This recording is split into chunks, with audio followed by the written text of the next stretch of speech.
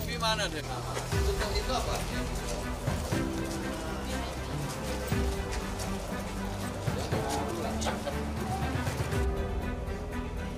Setiap hari mereka bekerja lebih keras dari usianya.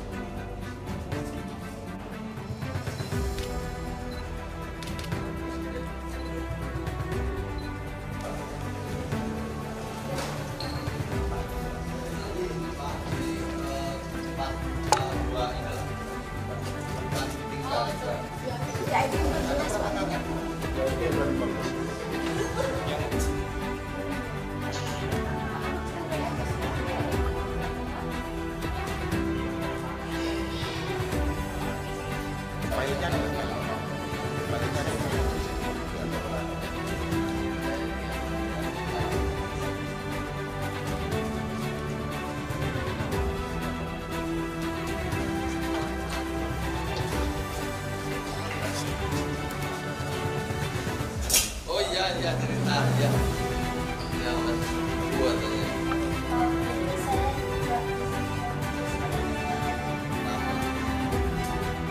Nah, terjemahan. Oke lanjut. Ini.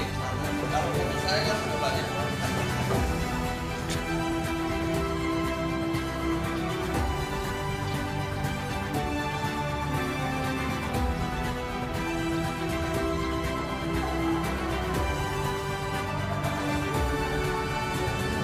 Gue aja tinggal sini. Enak gue aja ngekos sini.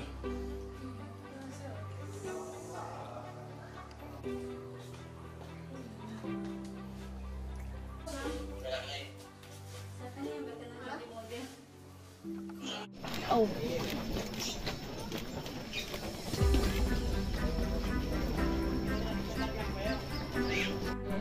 Ayo kasih jalan yuk, kasih jalan terus ke depan.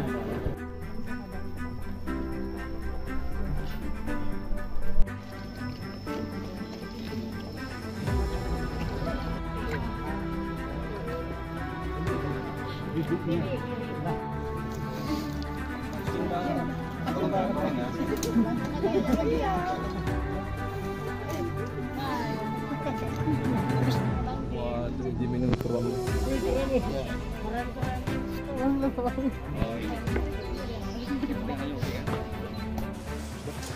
Ya, Pak Menteri gimana Pak peninjauan kita hari ini Pak?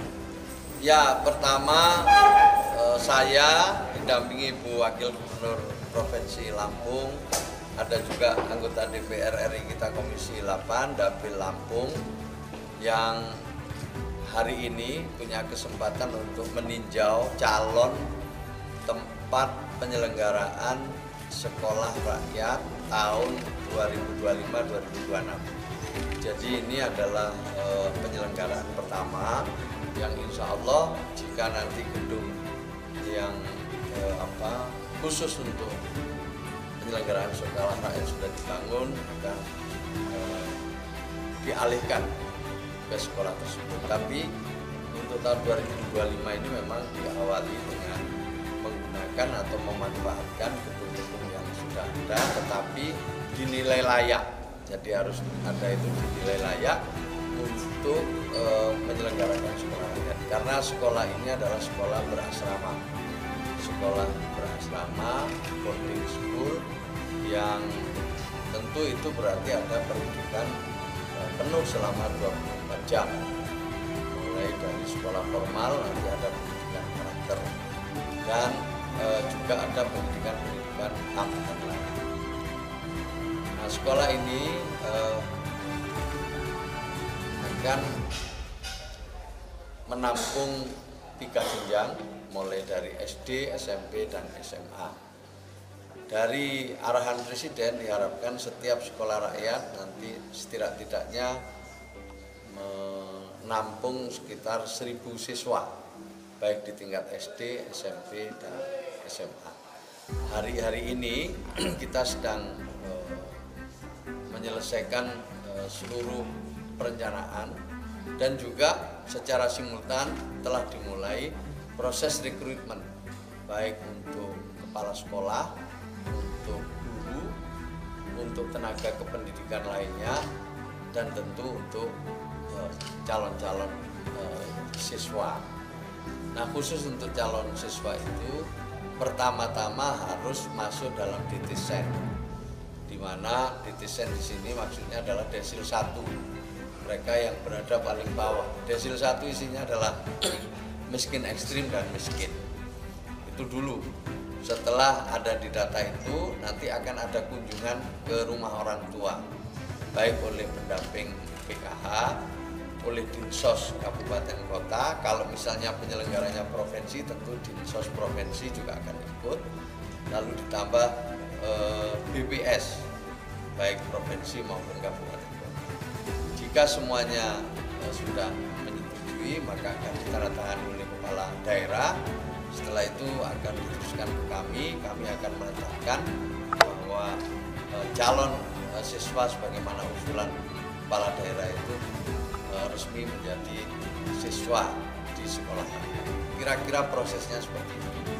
Nah, dalam rangka untuk rekrutmen siswa itulah kita semua ya memastikan bahwa yang sekolah di sini itu adalah layak, bahwa mereka yang ada di desil 1.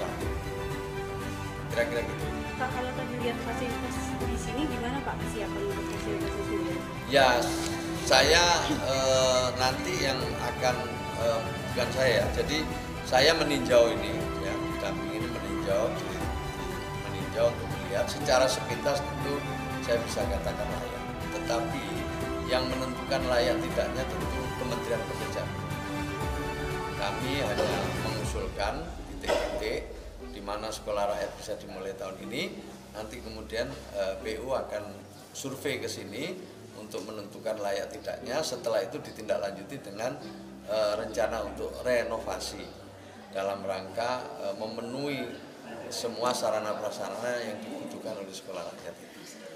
Berarti tahun ini siap dibuka ya Pak? Karena kan tinggal sebulan lagi waktunya. Tahun ini akan dimulai yang sudah siap kemarin 53 titik. Kabar terbaru ada tambahan lagi di beberapa titik. Sampai sekarang di beberapa titik juga sudah diselenggarakan satu penilaian ya, survei oleh Kementerian Pekerjaan. Jadi kalau kira-kira per hari ini sudah di atas 65 titik yang bisa kita mulai penyelenggaraan tahun ini. Nah, untuk di sini mungkin dalam minggu ini akan disurvei secepat-cepatnya dalam minggu ini. Nah, setelah itu nanti kita tunggu kabarnya dari Kementerian Pekerjaan Umum. Jika nanti di sini dinyatakan layak, maka insya Allah akan kita mulai proses lagi.